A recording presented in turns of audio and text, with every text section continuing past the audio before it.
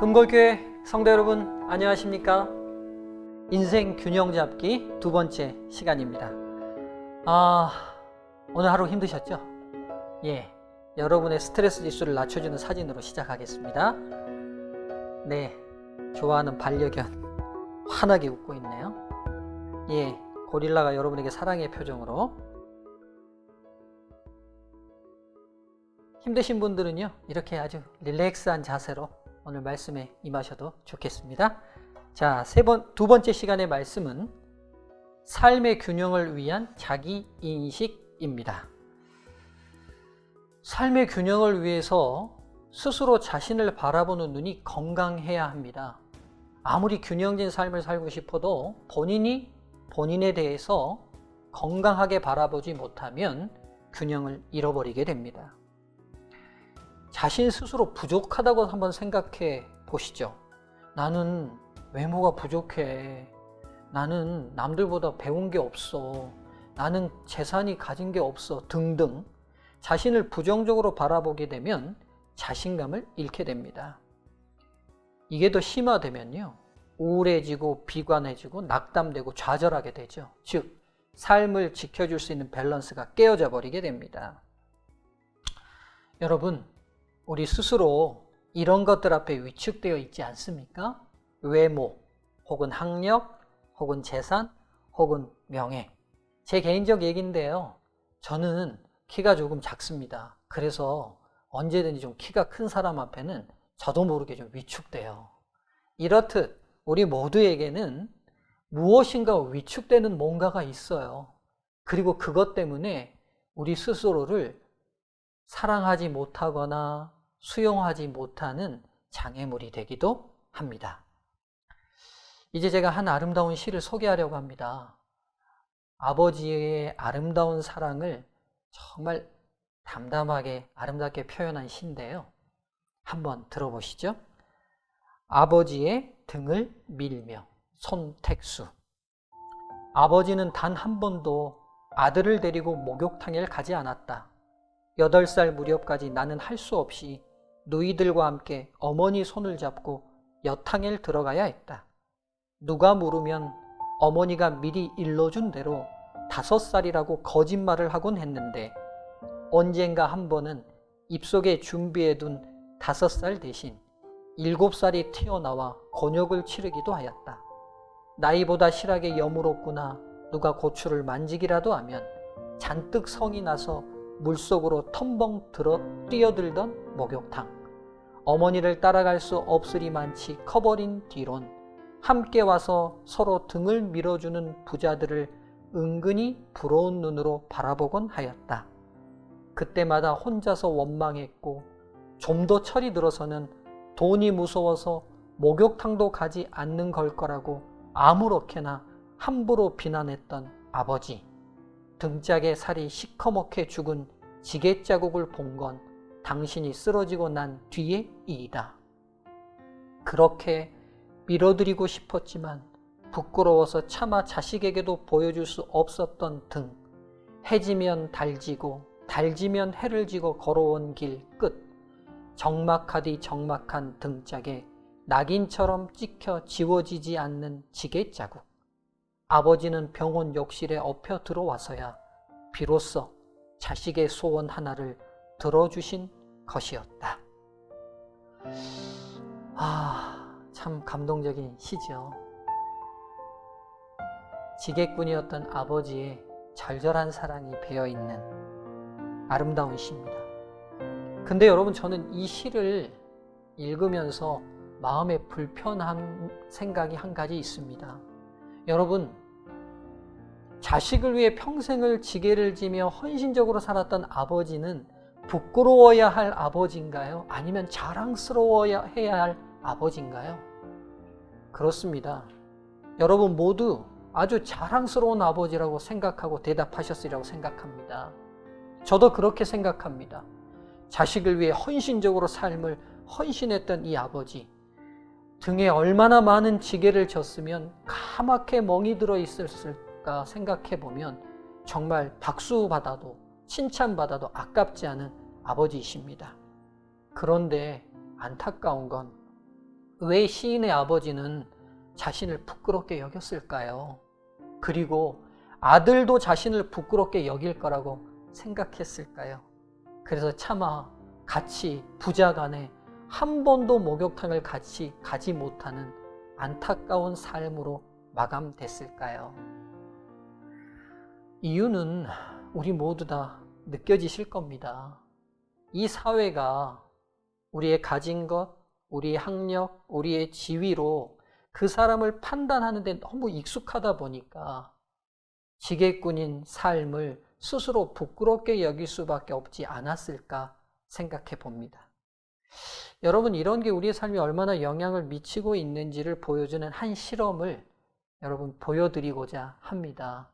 경차하고요, 고급차가 신호대기에 같이 신호대기를 하는 동안 신호가 바뀌어도 움직이지 않는 거예요. 그럴 때 경적을 어느 차에 빨리 누르게 되는지를 실험해 본 EBS 한 다큐의 실험입니다. 한번 보시죠. 우리는 이 두 대의 차를 이용해 단순하지만 기발한 실험을 해볼 생각입니다. 실험 방법은 이렇습니다. 실험차가 도로를 달리다가 빨간 신호등에 멈춰 섭니다. 잠시 후 신호가 바뀌는데 맨 앞에 실험차는 꼼짝도 않습니다. 경차일 때와 고급차일 때 두 차는 얼마 만에 경적을 울릴까요? 먼저 경차가 출발합니다. 4차선 교차로 지금 신호는 빨간불입니다. 정지선 맨 앞에 있는 경차. 잠시 후 신호가 바뀝니다.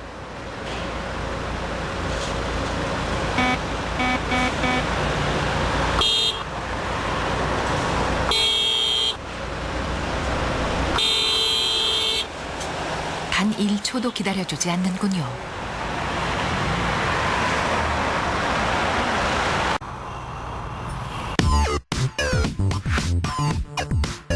실험은 12번이나 반복됐습니다.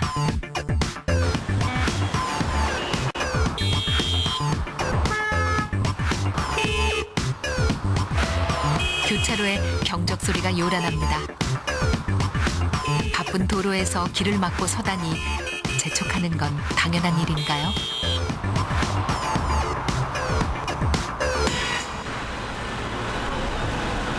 이번엔 고급 승용차로 바꿔 타보시죠.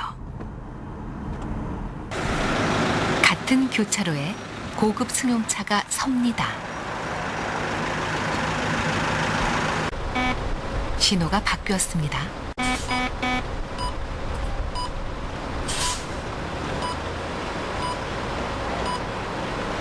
경차일 때와는 너무 다르군요.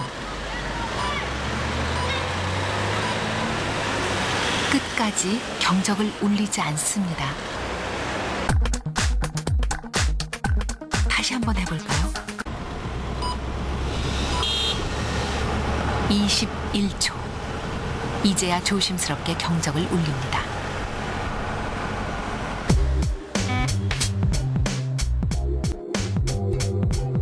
고급 승용차 뒤에 선 차들 점잖게 기다리거나 들릴 듯 말 듯 살짝 경적을 울립니다. 실험 결과 고급 승용차일 때는 평균 10초 만에, 경차일 때는 평균 3초 만에 경적을 울립니다. This is a minor example, a not terribly consequential, but a minor example of how the privileged can get away with more things than the non-privileged can. That's all connected to a certain kind of an illusion. 차가 작으면 그 안에 운전자도 그저 그런 사람인가요? 아니라고 하지만 이 안에 우리들의 모습이 있습니다.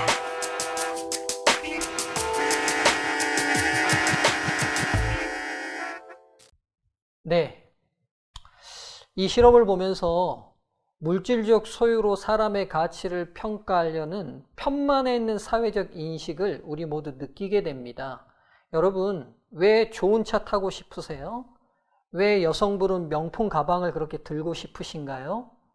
왜 우리는 이름 있는 아파트에 꼭 살고 싶은 거죠?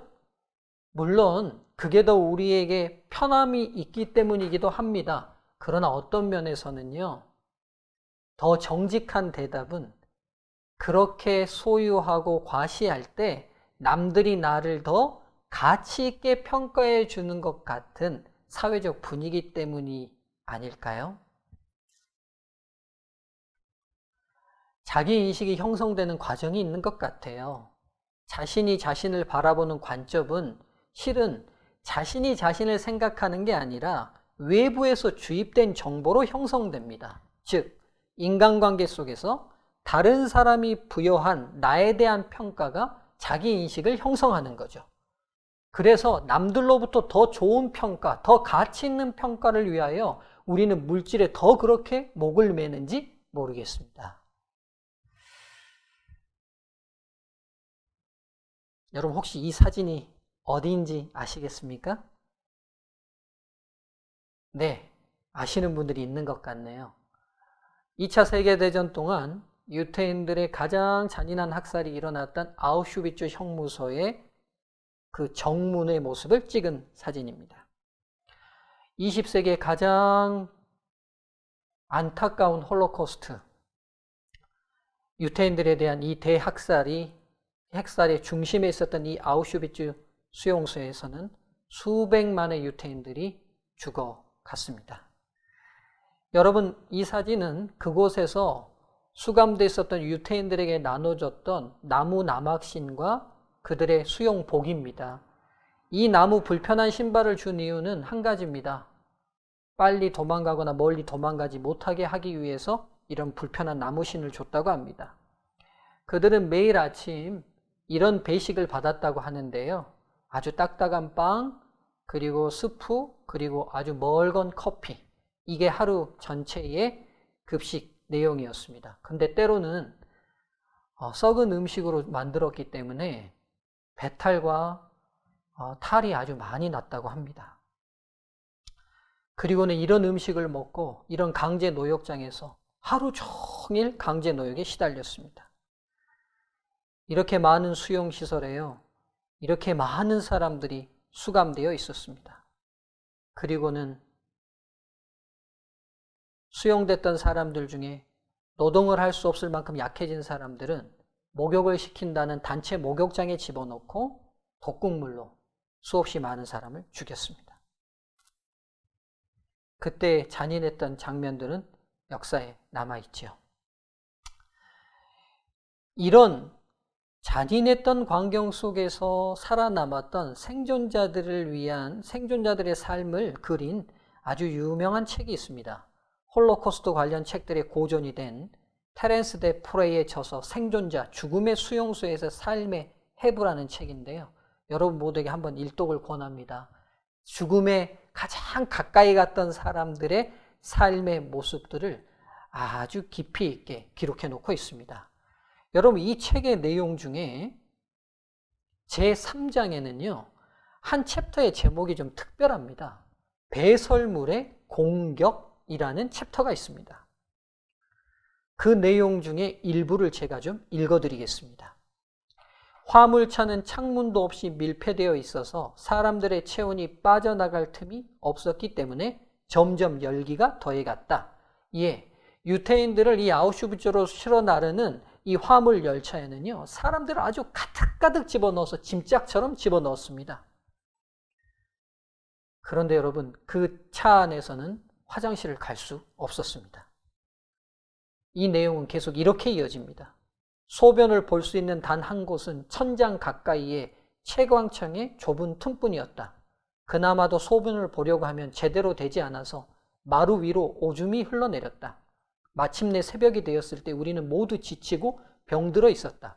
그것은 피로 때문만이 아니라 숨이 막히는 축축한 공기와 배설물의 악취 때문이기도 했다. 변소는 고사하고 그 대용품조차 없었던 것이다. 더욱이 무엇보다도 참을 수 없었던 것은 많은 사람들이 질식 상태에서 마룻바닥에 토해놓은 것들이었다. 우리는 며칠 동안 이 고약한 냄새를 맡고 살아야만 했고 얼마 가지 않아서 오물 그 자체 속에서 살게 되었다. 예, 여러분 이 독일인들이 유태인들을 강제 수용소로 모아오면서 시작됐던 이 첫 시작부터 이들에게는 화장실을 마음대로 갈 수 없게 했습니다. 그래서 때로 변을 자기 몸에 옷에 그대로 볼 수밖에 없는 일들이 계속해서 벌어졌어요.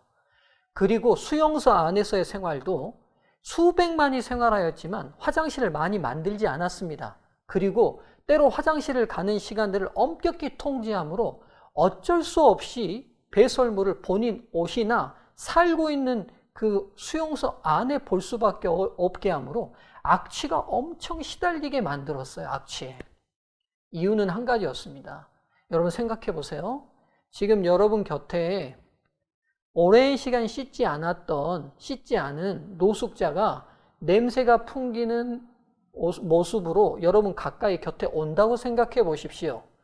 여러분 어떻게 행동하시겠어요? 친절한 말과 친절한 행동이 나올까요? 아니면 피하거나 찡그리는 인상이 되겠습니까?